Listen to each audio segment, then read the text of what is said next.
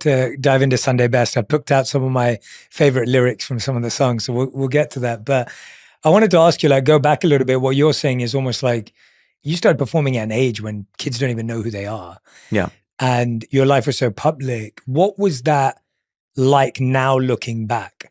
Like, what was that experience like?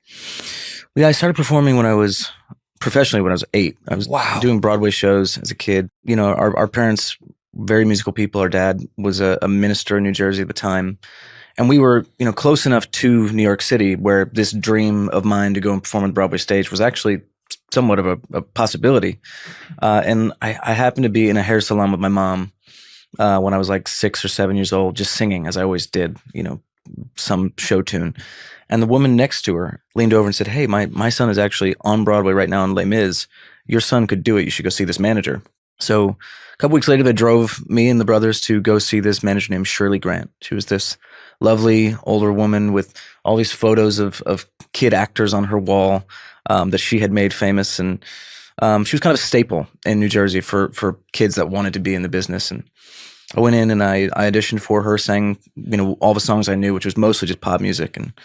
And then she said, "Well, there's some signs here that we could have, you know, a path ahead of us, but you need to go learn show tunes." So I spent 6 months devastated that it didn't just happen.